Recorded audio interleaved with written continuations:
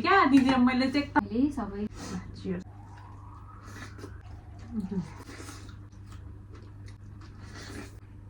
कति इन्ट्रेस्ट गर्नुहुन्छ दिदी त पुरै जङ्गल चल्दो रहेछ दिदी थाक्दैन तपाईँलाई थाक्नु थाक्छ तर मलाई थकाइ लाग्नु बस्नु मन लाग्दैन कि थकेलाई झन् जित्नु मन लाग्छ कि थकेलाई हार दिन मन लाग्छ आज बिहानै गर्छु भनेको थिएँ खिर यो चाहिँ पाउनलाई एकजना दिदीलाई लगाउनलाई त्यो चाहिँ यो चाहिँ अचार आज सिम्पल काँक्रो मुला गाजर अनि केराउ सानो केराउको अचार यो चाहिँ आलु एक दुईवटा मात्रै मिसाएको आलु छुट्टै बनाएको छु यता कति जङ्गल चल्छ ओ माई गड आलु बनाएको पुरै तयारी गरेर बस्नु भएछ नि यो चाहिँ आलु अचार खिर दिदीले चाहिँ मेसेज गर्ने के खानु भने म चाहिँ आज मुखबाङ नगर्ने दिदी म त थाकेको छ गर्दिनँ भनेर भनेको त दिदीले त यत्रो आइटम पो मिहिनेत गरेर बसिरहनु भएको छ अब यो देखेपछि त अनि कस्तो म त उयो गर्नु मन लागेन दिदीको मिहिनेतलाई खेरो जानु दिनु मन लागेन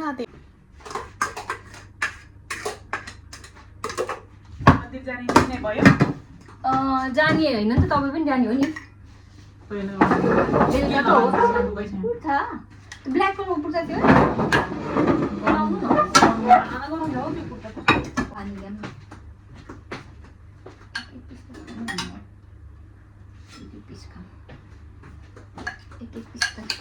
एकैबाट गर्दा हाल्दा धेरै हुन्छ नि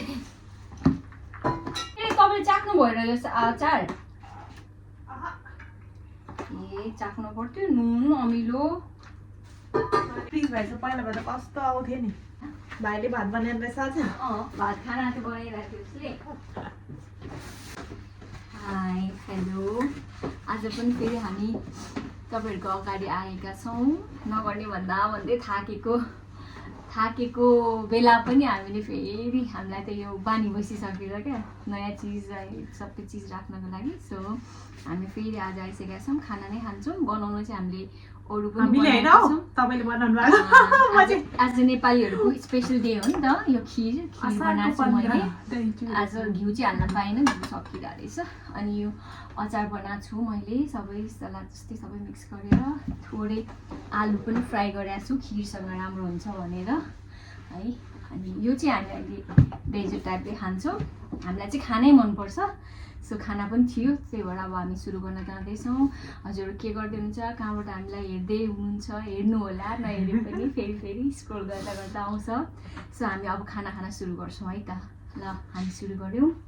होइन सुरु गऱ्यौँ हिजो चाहिँ हामीले क्या दिदी र मैले चाहिँ एकदम प्लान गरेर अनि त्यहाँदेखि भोलि चाहिँ यस्तो गर्नुपर्छ भनेर चाहिँ भनेको थियो हो अनि म त काममा गएर त मेरो मुडै चेन्ज भएछ क्या के अरे आज त मलाई एकदम पुरा आज एकदमै काम थियो अनि त्यहाँदेखि थाक्यो गर्दैन दिदी भनेर मैले दिदीले भोइस मेसेज पठाउनु भएको थियो अनि गर्दैन भनेर भनेको थियो अनि नगर्ने भनेर म त चाउमिन बोकेर आएको खाएर पुग्लुक सुत्दिन्छु भनेर म त नआउनु पसिहाल्यो अनि त्यहाँदेखि यस्तो हेरेको त दिदीले त हेर्नु यति धेरै आइटम बनाएपछि त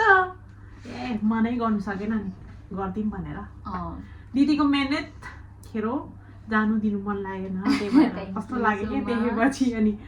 गरिहालेको ल बहिनीको यो उत्साहले मलाई बनाउनु मन लाग्छ मैले बनाएपछि बहिनीले स्टार्ट गर्नुहुन्छ सो दुईजनाको बाट अनि गरिदिउँ भनेर फेरि हामी पनि खानु बसिहाल्यौँ ल खान्छौँ सुरु गर्छौँ चियर्स दिदी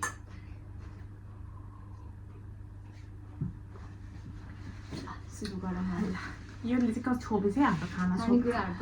यो त ल सुरु गरौँ है त सुरु गर्छौँ खान्छु ल हजुर खानामा चाहिँ आज खानामा चाहिँ सुपको साग यो अचार भइहाल्यो यो आलु यो चाहिँ दाल कालो दाल पिँडालु हालेको दाल अनि यो चाहिँ साइडमा राखिदिएको ल देखिन कि अलिकति खानालाई यो अलिक ठुलो भयो त लु खायो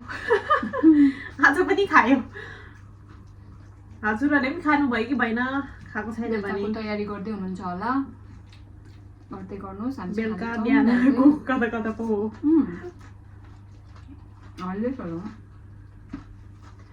मेरो साथीले भुँडी दुख्ला पिउ बेसी नखाऊ भन्दै थियो कमेन्टमा बानी भइसक्यो साथी तर देख्दा मात्रै त्यस्तो खास पिरो नराम्रो छैन होइन नि एफेक्ट भयो तपाईँलाई हिजोको उहिले त्यही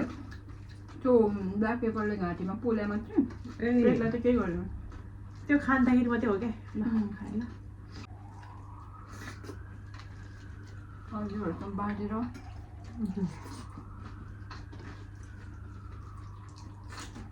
उता गयो भने पनि जानुपर्छ बेलुका यहाँ पनि ढल्किने हो खाटमा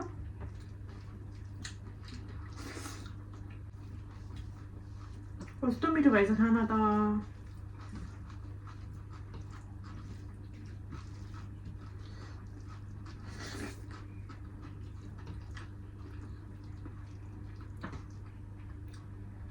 आलुको अचार हामीले चाहिँ गोर्खे अचार भन्छौँ त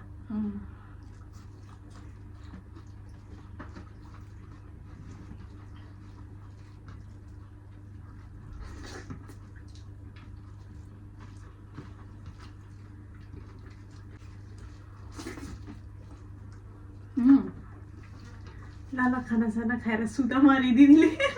भोइस मेसेजमा म त खाना त पाइरहेको नि त खानासाना खाएर सुता मारी नगरौँ भनेको नि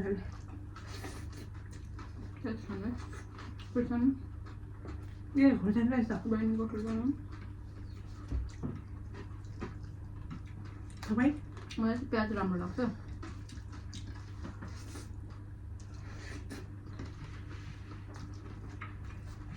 दाल दिनु दिदी अलिकति दाल त ऊ पर पुऱ्याइदिएछ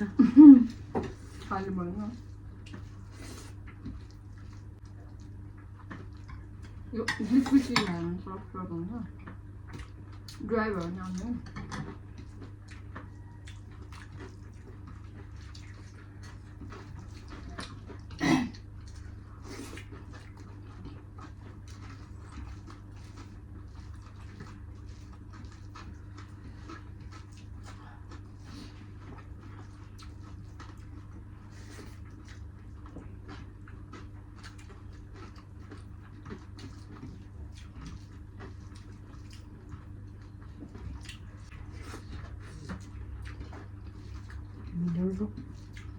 पनिर बनाउँछु भोलि ग्रेभी मात्रै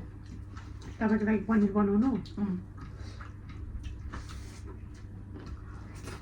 तपाईँलाई चाहिँ म पेपर आज नथाकेको बेसी काम नभएको भए चाहिँ म चिकनको विङ्स पनि लिएर आउनु भनेर सोचिरहेको थिएँ क्या कस्तो विङ्स खानु मन परेको त्यो पिरो गरेर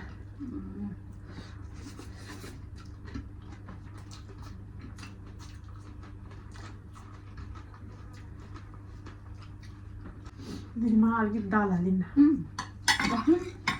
कति ठुलो भाँडो भएछ दाल फेरि पाएको न मैले कुनो खोर्सानी चोपा यस्तो पिरो मेरो त आएन है पिरै भएन मलाई त लास्ट पिरो भयो एउटा त अचार कसले ल्याउँछ खानु न मलाई त पिरै भएन यो चम्चाले लिनु त मुनि मुनिको सर अचार नि हाल्नु अनि त्यो रस पनि हाल्नु त लु भयो भयो अलिकति म पनि हाल्छु दादा बाबा गेडागुडी छ यता छ मेरो है त्यहाँबाट के हाल्नु राइस एक चम्चा कम्ती छ राइस कम्ती छ जस्तो लाग्यो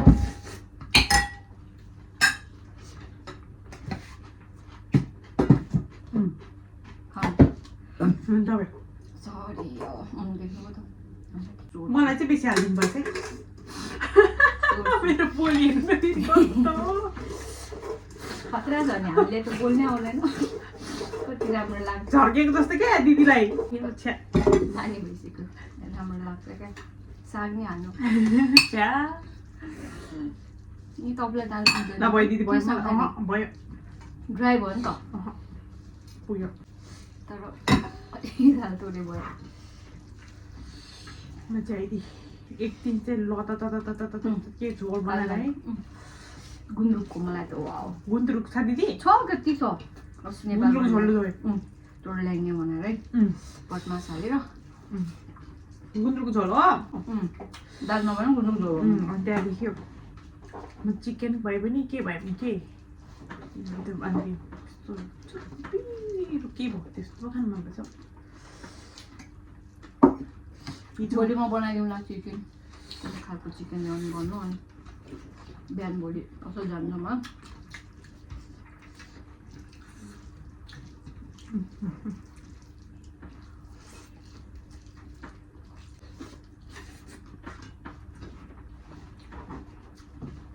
तपाईँ अब बार्नु जाने बार्नु जाने किन राम्रो लाग्छ यो होइन उता कुरा अहिले चाहिँ हालिदिन्छु अचार पुरा यहाँ धेरै खानुहुन्न सानो बाउमा लाउँछु दाइले खानुहुन्छ कि अहिले खानुहुन्न 5 साढे 5 तिर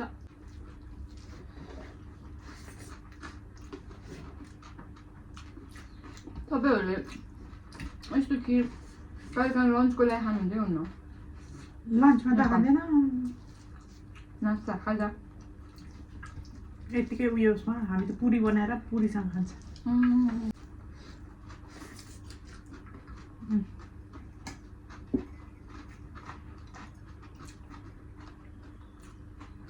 बारीको टमाटर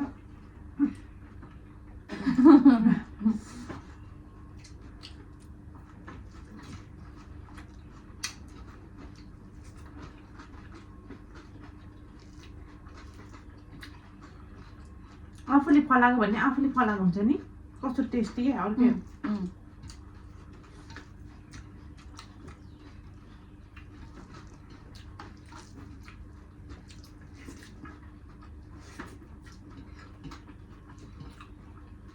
उनीहरूले खाजा खाने बेला पायो भने खान्छ नि त पुरीमा कस्तो पुरीमा बेर्दै खानु कस्तो मिठो हुन्छ ल अनि जेरी सुवारी भन्ने थाहा छ नि जेरी सुवारी जेरीलाई पनि एउटा पतलो खालको पुरी जस्तोमा ऱ्याप गरेर खान्छ नि कस्तो मिठो हुन्छ त्यो पनि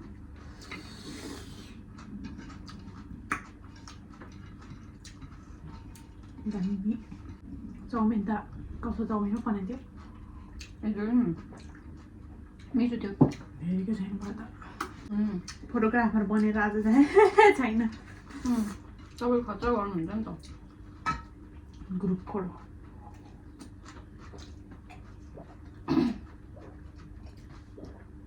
तपाईँहरू टिप्स के हो